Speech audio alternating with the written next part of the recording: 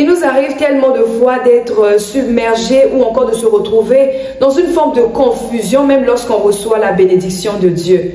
Oui, parce qu'elle vient avec de nombreux défis à relever et du fait des fois qu'on ne soit pas bien préparé à la recevoir, on se retrouve face à des complications. Alors comment on doit se comporter quand on est dans ce genre de situation? Alors, c'est votre sœur Joseph Naomi, bienvenue sur ma chaîne. J'espère que vous allez bien. Moi, je suis très heureuse encore aujourd'hui de me retrouver là devant vous et nous allons échanger. Assurément, nous serons bénis. Alors, n'hésitons pas à rester jusqu'au bout de la vidéo, à écouter et à recevoir ce que le Seigneur a prévu pour nous aujourd'hui. Que Dieu vous bénisse. C'est parti pour la suite.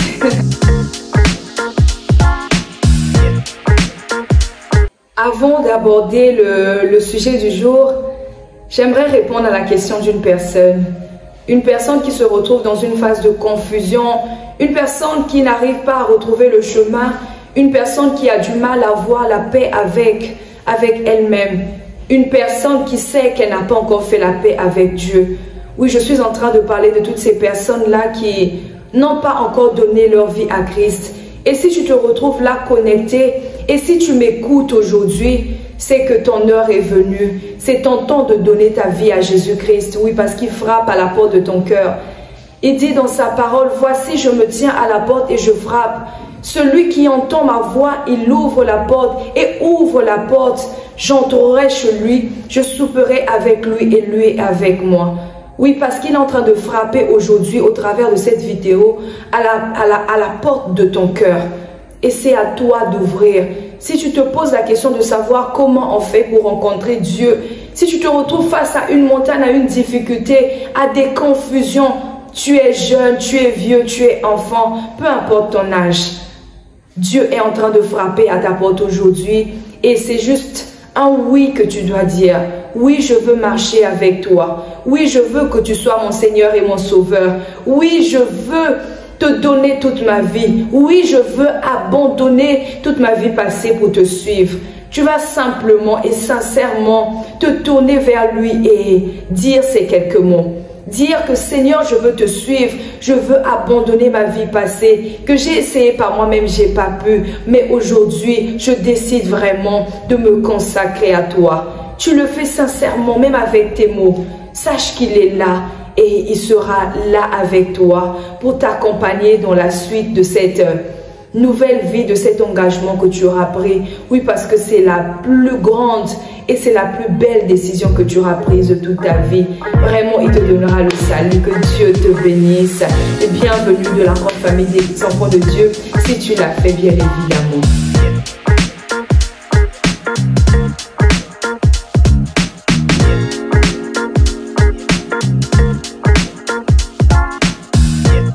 Les habitués de la chaîne peuvent savoir que ces derniers temps, nous sommes en train de parler de bénédiction, nous sommes en train de parler de mariage, nous sommes en train de parler de milliards. Nous avons beaucoup parlé de ces choses-là. Des bénédictions qui sont nommées, on les a nommées des milliards parce qu'on les aime. On les aime et aujourd'hui, j'aimerais vraiment parler à quelqu'un qui a reçu peut-être un exaucement, mais qui se retrouve dans une forme de confusion. Vous savez, ça nous arrive à tous. Oui, même quand ça vient de l'Éternel, des fois, on peut se retrouver face à de gros défis. On attendait l'enfantement et finalement, quand on est exaucé, on est rempli de joie, mais la grossesse vient avec des difficultés. Ou encore, l'enfant vient avec des difficultés, ça devient compliqué. Ou encore, on a tellement prié pour le travail, mais quand finalement ça vient, c'est un patron compliqué, c'est des collègues de travail qui sont tout simplement invivables.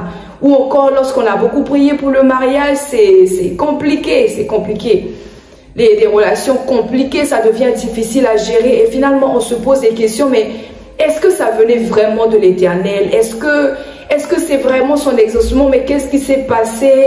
J'aimerais te dire vraiment, si tu te retrouves dans cette situation-là, que ne doute pas que ça vienne de l'Éternel. Cette parole est vraie qui dit que la bénédiction de l'Éternel ne se fait suivre d'aucun chagrin. Oui, c'est vrai. Mais le chagrin ne veut pas dire qu'il n'y a pas de nouveaux défis à relever. Le chagrin ne veut pas dire qu'il n'y aura plus de difficultés dans la vie. Mais au contraire, c'est pour t'emmener aussi à un autre niveau. Et aujourd'hui, je viens parler à quelqu'un pour vraiment te partager un conseil, te partager vraiment comment moi-même déjà, je le vis, ce que le Seigneur m'a enseigné par rapport à cela. Que lorsqu'on a tellement attendu quelque chose et que finalement la chose arrive avec de nombreux défis ou encore avec beaucoup de confusion, comment est-ce qu'on doit réagir? Et le secret ou encore le conseil que j'aimerais donner à quelqu'un aujourd'hui, c'est peut-être quelque chose que tu as déjà entendu quelque part. Tu as déjà entendu cette phrase-là, mais si ça tombe aujourd'hui, si vraiment tu l'entends aujourd'hui, c'est parce que vraiment c'est la parole que tu dois recevoir aujourd'hui. C'est que ce qui a été reçu dans la présence de Dieu se conserve et se garde dans la présence de Dieu. Tu as tellement prié des fois pour la chose que... Mais après, quand la chose arrive, tu te retrouves dans une forme de... J'ai envie de dire de laxisme même par rapport à ton intimité avec le Seigneur. Tu te retrouves face à une forme de faiblesse ou encore à la diminution de l'intensité de ta vie de prière, des choses comme ça, à une certaine fatigue, à une certaine lassitude ou encore à une certaine paresse aussi des fois. Quand le travail arrive, on est plus concentré sur le travail. Quand l'enfant arrive, on a tout abandonné. Le mariage arrive, on est focus sur notre chérie et tout. Et on a oublié vraiment que c'est Dieu qui nous a donné tout ça là. J'aimerais vraiment te dire, et je veux me baser sur l'histoire de Moïse.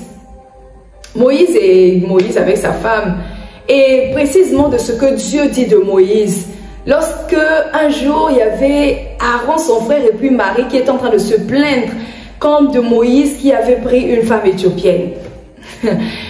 Et il y a Dieu en fait qui est venu défendre Moïse en disant que vous là, à vous autres là, je vous parle par des visions et par des songes. Mais Moïse, mon serviteur là, qui m'est fidèle, je lui parle face à face comme je parle à un homme. Mais Moïse, il était là, il était préoccupé en fait des choses de Dieu. Et nulle part dans la Bible, c'est écrit que Moïse était en train de prier pour son mariage ou encore qu'il y avait peut-être des difficultés dans son mariage. Ce n'est écrit nulle part. On ne sait pas ce qui se passait dans le mariage de Moïse. On ne sait pas vraiment sur quoi étaient fondées les plaintes ou encore ce que Aaron et puis Marie étaient en train de reprocher peut-être à la femme de Moïse. On ne sait pas ce qui se passait réellement dans le foyer de Moïse. Mais Moïse était préoccupé à faire les choses de Dieu. Alors même qu'il était marié, il était vraiment préoccupé à faire les choses de Dieu. Et c'est ce que j'aimerais dire à quelqu'un aujourd'hui.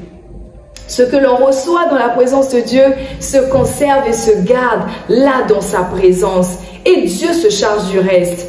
Quand les palabres arrivent là, comme on dit, quand les difficultés arrivent là, c'est Dieu lui-même qui va se charger de notre palabre. Comme le langage, le jargon qu'on a l'habitude d'utiliser ici, là, c'est Dieu qui va se charger de ton palabre. Voilà pourquoi il faut rester concentré, il faut rester focalisé même sur Dieu. Même lorsqu'on a reçu finalement ce mariage, qu'on a reçu finalement cet enfant, qu'on a reçu finalement ce travail qu'on a tant attendu. Mais il faut rester focalisé sur Dieu. Il faut rester focalisé sur Dieu parce que les défis ne s'arrêtent pas. Les tempêtes ne s'arrêteront pas. Mais quand ça arrivera, quand tu te retrouveras face à cette confusion-là, savoir retourner là-bas à la source. Savoir retourner d'où ça vient cette bénédiction. Et pour l'occasion, j'aimerais encore nous parler de cette histoire-là qu'on connaît. De la femme Sunamite qui n'avait pas d'enfant pendant plusieurs années, mais qui recevait chaque fois le prophète Élisée chez elle. Il est arrivé qu'un jour où la bénédiction qui venait de l'Éternel, cette bénédiction-là a été perdue justement. Cet enfant-là était mort. L'enfant qu'elle avait tant attendu et l'enfant qu'elle chérissait, qui lui venait de Dieu, l'enfant-là était mort. La réaction de cette femme-là n'était pas de paniquer face à cela. Au contraire, elle disait, quand son mari lui a demandé, mais qu'est-ce qui se passe? Elle a dit, tout va bien. Et elle a pris en fait ses serviteurs, elle est repartie voir le prophète Élisée qui avait prié pour qu'elle reçoive cet enfant. C'est vraiment ce que j'ai envie de dire à quelqu'un aujourd'hui, c'est de pouvoir retourner à la source, se reconnecter à la source de là où cette grâce et cette bénédiction vient. Est-ce que tu arrives aujourd'hui encore à reconnaître d'où cette bénédiction te vient? D'où cette grâce-là te vient? Vraiment, je te prie à toi, peut-être qui est dans une forme de confusion, qui est dans une forme tu es en train de rencontrer de nombreux défis depuis que cet enfant-là est là, depuis que ce mariage est là, depuis que ce travail est là, ou depuis même que tu as maintenant l'argent là. L'argent que tu cherchais tant, depuis que tu as reçu cet argent et que tu te retrouves dans une forme de confusion et que tu te poses tellement de questions de savoir, mais d'où cela vient en fait? C'est peut-être parce que tu as abandonné la source ou que tu t'es un tout petit peu déconnecté de cette source. C'est vraiment ces secrets-là que j'aimerais te partager. C'est que ce que tu as reçu dans la présence de Dieu reste là-bas. Garde ça. C'est Dieu qui va se charger de toutes les tempêtes, de tous les défis qui vont se présenter à toi. Mais aussi sache reconnaître et sache repartir à la source quand tout devient compliqué. Reconnais-toi à la source. J'espère que ces paroles t'auront béni, vraiment. J'espère que ces paroles t'auront béni. Et pour l'occasion, j'aimerais vraiment te parler de ce livre, des priorités. Le pasteur, l'apôtre Mohamed Sanogo parle ici des priorités que l'on doit avoir dans notre vie. Que les priorités sont définies selon la pérennité. Quand quelque chose est pérenne, c'est ce pourquoi nous devons, c'est ce que nous devons garder. Notre communion avec Dieu est éternelle. Elle est pérenne. C'est ça qui doit être la source. C'est ça qui doit être la base, le socle même de tout le reste. C'est ça qui donne du sens à tout le reste. Il en parle au jour 29 et au jour 30. Voilà. Il en parle au jour 29 et au jour 30. Et ce livre parle exactement des sagesses pour multiplier ses grâces. Donc c'est aussi une manière de pouvoir multiplier ses grâces, savoir reconnaître ses priorités.